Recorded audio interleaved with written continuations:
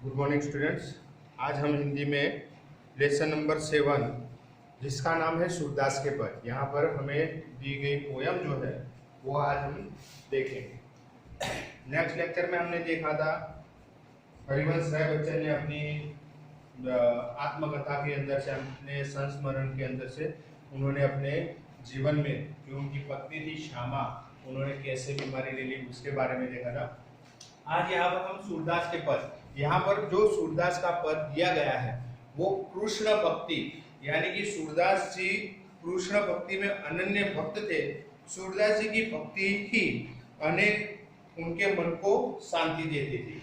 यानी कि हम देख सकते हैं कि हम भी अपने जो भी भगवान है उसका नाम हर रोज लेते होंगे, इसी तरह वो भी अनन्य भक्त श्री कृष्ण जी के हैं। और श्री कृष्ण भगवान को मिलने के लिए उन्होंने अलग अलग जो भी उनके जीवन में मिले हुए उदाहरण है ये काव्य के अंदर उन्होंने बताया है।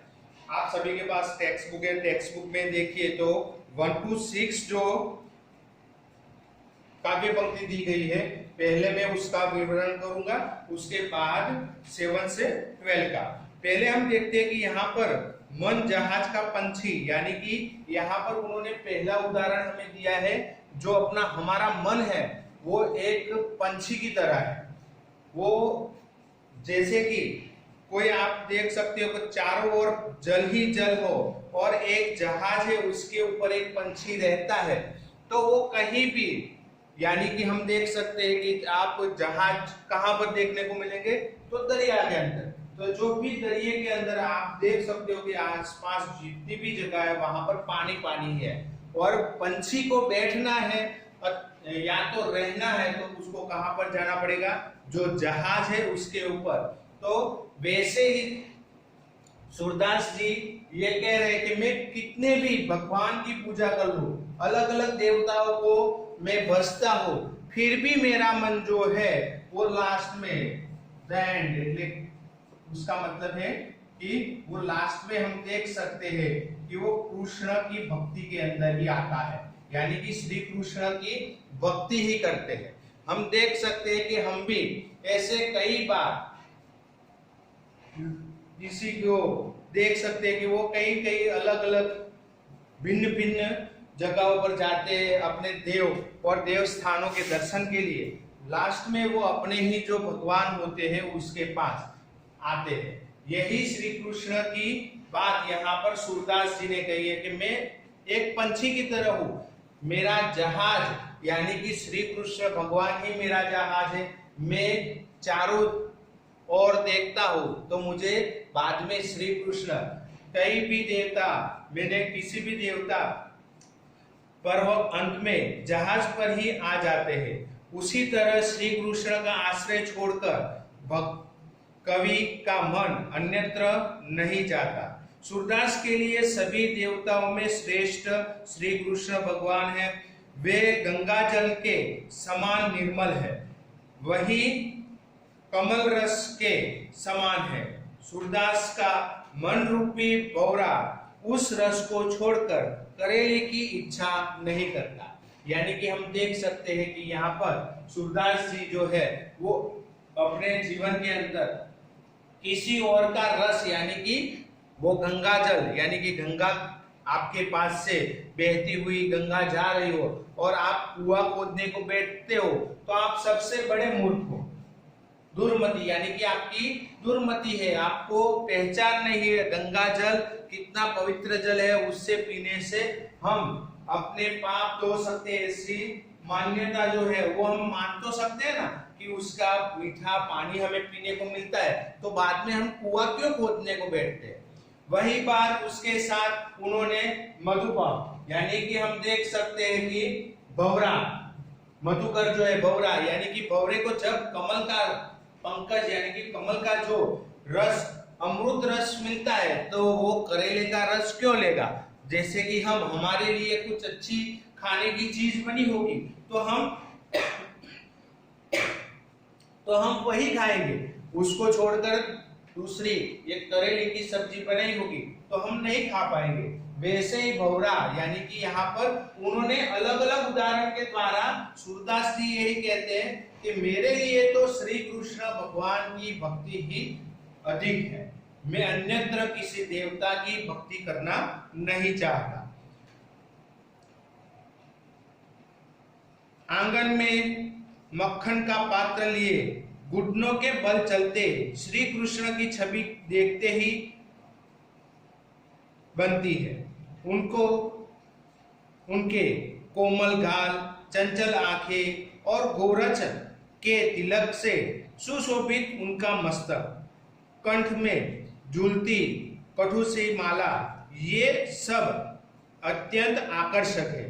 श्री कृष्ण के बाल रूप की यह छवि अत्यंत दुर्लभ है। हम देख सकते हैं कि यहाँ पर सूरदास जी दूसरी जो पंक्ति है उसके अंदर श्री कृष्ण भगवान की बचपन की जो याद है, बाल कृष्ण जिसको हम क्या बोलते हैं, बाल कृष्ण, उसकी बात की गई है कि उनको हाथों में उन्होंने मक्खन लिया हुआ है, मक्खन खाते खाते अपने घुटनों के बल, जब छोटे बच्चे चल नहीं पाते पैदल तब वो घुटनों के बल, आप भी चले होगे, वैसे ये बाल कृष्ण चलते हैं। उनकी जो हमारे बाल है उसके अंदर से निकलती जो लटे हैं वो उनके गालों पर निकल के आती है और वो देखकर उनकी आंखें चंचल है।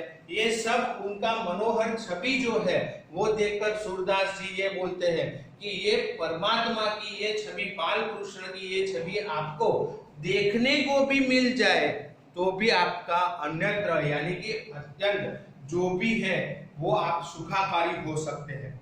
सूरदास जी पहले से मैं रीड करता हूं बराबर, फिर से सूरदास जी कहते हैं कि मेरा मन श्री कृष्ण के सिवा और कहीं सुख नहीं पाता। जैसे जहाज का पंछी जहाज से उड़कर पुनः जहाज पर ही आता है, उसी तरह मेरा मन अन्य देवताओं के यहाँ से भटक कर फिर श्री कृष्ण के चरणों में लौट आता है। यहाँ पर उन्होंने पहले जहाज का उदाहरण दिया है। कौन सा उदाहरण दिया है सूरदास जी ने? जहाज का, कि मेरा मन यानी कि मैं अन्यत्र, जैसे पंछी जहाज से उड़कर जाता है, कहीं भी घूमकर आता है, बाद में वो अपने जहाज पर ही आता है, वैसे ही सूरदास जी कई भगवानों की, कई देवताओं की पूजा अर्चना या तो उनका नाम रटन कर लेते हैं, वापस वो श्री कृष्ण की भक्ति के अंदर ही लीन हो पाते हैं और यहीं पर उनको सुख मिलता है। जैसे ये पंछी को सुख कहाँ मिलता है? वो जहाज पर वापस आता है तब, वैसे ही सूरदास जी को सुख कब मिलता है? तो श्री कृष्ण भगवान जी के चरणों में आते हैं, लौट आते हैं, तब उन्हें आनंद मिलता है, तब उन्हें लगता है कि मैं अपने घर वापस आ गया हूं। नेक्स्ट उसके बाद देखो, कमल नयन श्री कृष्ण की महिमा छोड़कर वह अन्य किसी देवता का ध्यान कैसे कर सकते हैं? वो अपने आप से ही प्रश्न करते हैं कि मैं श्री कृष्ण भगवान को छोड़कर और किसी देवता यानी कि किसी और देव की पूजा अर्चना कर नहीं सकता, क्योंकि मेरा मन जो है वो श्री कृष्ण के अंदर ही व्यापित है। यदि कोई प्यासा व्यक्ति पवित्र गंगा जल को छोड़कर अपनी प्यास बुझाने के लिए कुआं खोदता है तो उससे मूर्ख ही कहा जाएगा। और दूसरा उदाहरण वो कौन सा देते हैं? गंगा जल वाला। गंगा जल यानी कि हम देख सकते हैं कि हमारी जो पवित्र नदियों के अंदर सबसे पवित्र नदी जो है, जो शिव जी के मस्तक में से निकलती है, ये गंगा जो है वो गंगा नदी की बात की गई है। यहाँ पर हमें सूरदास जी बता रहे हैं कि जब मेरे बाजू में से या तो मेरे नजदीक से जब गंगा नदी यानी कि गंगा जल बहता हुआ मुझे मिल जाए और मैं कुआं खोदने को बैठूं तो इससे बड़ा मूर्ख कौन होगा, यानी कि उससे बड़ा दुर्मति कौन होगा। ये देख सकते हैं कि जब भगवान श्री कृष्ण की भक्ति से मुझे सब कुछ मिल सकता है तो मैं मूर्खता दूसरे देवताओं या तो दूसरे देवताओं की भक्ति में क्यों याचना करता हूँ। मुझे श्री कृष्ण भगवान से ही अपनी वास्ता जो है, हमारी श्रद्धा जो है, उससे उसकी पूजा करनी चाहिए, उसकी याचना करनी चाहिए। जिस बौर ने कमल के रस का स्वाद चख लिया है उसे करेले का फल कैसे अच्छा लगेगा।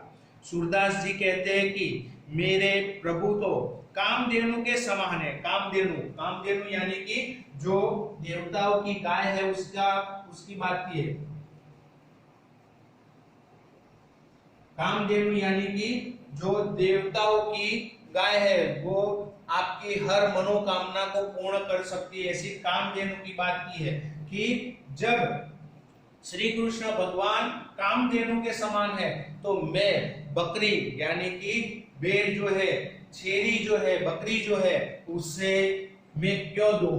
यहाँ पर हमें देखने को मिलता है कि सूरदास जी जो है वो अलग अलग उदाहरण के द्वारा हम देख सकते हैं। यहाँ पर उन्होंने मधुकर भौरे की बात की कि जब भौरे को कमल का रस मिल सकता है तो वो करेले का रस क्यों चखेगा। वैसे ही श्री कृष्ण भगवान जब मुझे यानी कि सूरदास जी बोलते हैं कि मुझे श्री कृष्ण भगवान जब मिल गए हैं तो मैं करेले का रस या तो दूसरे देवताओं की भक्ति क्यों करूंगा। यहाँ पर हम देख सकते हैं कि अम्बुज यानी कि कमल जो है वो मिल जाएगा भौरे को तो और किसी भी चीज को वो चखता नहीं है। नेक्स्ट उसके बाद हम 7 से 12 की बात कर रहे हैं। 7 to 12 जो है पंक्ति उसका विवरण। हाथ में मक्खन लिए हुए बाल कृष्ण अत्यंत सुंदर लगते हैं। वे घुटने के बल चलते हैं। उनके शरीर पर धूल लगी हुई है और मुख में मक्खन लगा हुआ है। उनके गाल सुंदर और नेत्र चंचल है। उनके गाल कैसे हैं? सुंदर। कपोल यानी कि गाल, वो गाल एकदम सुंदर है और लोचन यानी कि उनके नेत्र जो है वो सुंदर है। लोचन जो है वो सुंदर है ऐसा बोल सकते हैं। उनके माथे पर गोरचन का तिलक लगा हुआ है। उनके सिर के दोनों ओर लटें झूलती रही दिखने को मिलती है। वे मस्त मधुकर पीकर मस्त हुए भौरे के समान लग रहे हैं। यानी कि मधुकर यानी कि भौरे की बात की गई है। जैसे कोई मस्त मधुकर जो भौरा है वो कमल का रस पीकर, अमृत पीकर जैसे आनंद में घूमता हुआ रहता है, मस्त बनकर घूमता रहता है, मत यानी कि मस्त बनकर घूमता रहता है, वैसे ही श्री कृष्ण भगवान मुख यानी कि नवनीत खाकर, मक्खन खाकर वो अपने घर के आंगन के अंदर वैसे ही मस्त होकर घूम रहे हैं।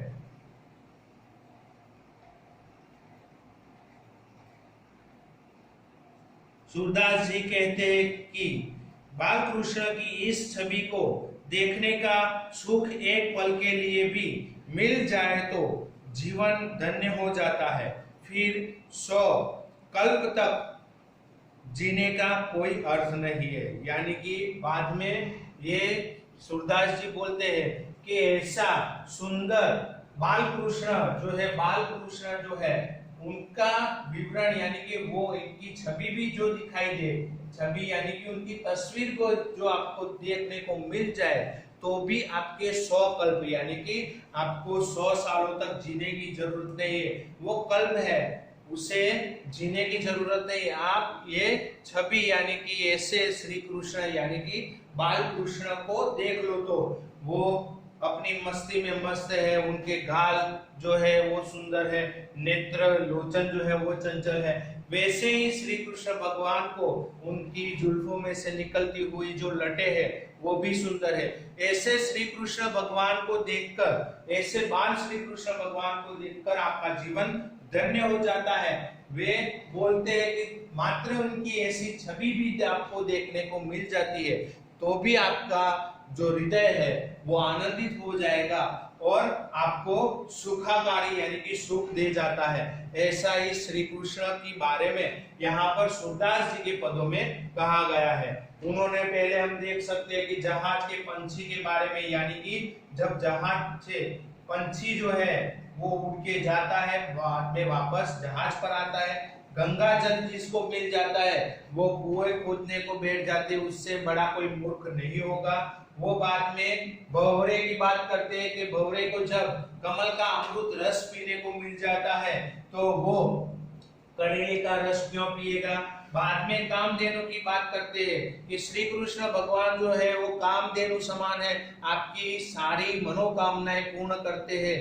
तो हमें छेरी यानी कि बकरी क्यों धोनी है, हमें बकरी नहीं धोनी, हमें तो कामधेनु गाय मिल गई, यानी कि श्री कृष्ण भगवान जो है वो कामधेनु के समान है, हमारी सारी इच्छाएं परिपूर्ण कर देते हैं। लास्ट में हम देख सकते हैं 7 to 12 जो पंक्ति उसके अंदर उनके यहां से शुरू होगा उसके शब्दार्थ जो है, तो उसके अंदर हम देख सकते हैं कि भगवान श्री कृष्ण कैसे, बाल श्री कृष्ण गोपाल की बात की गई है।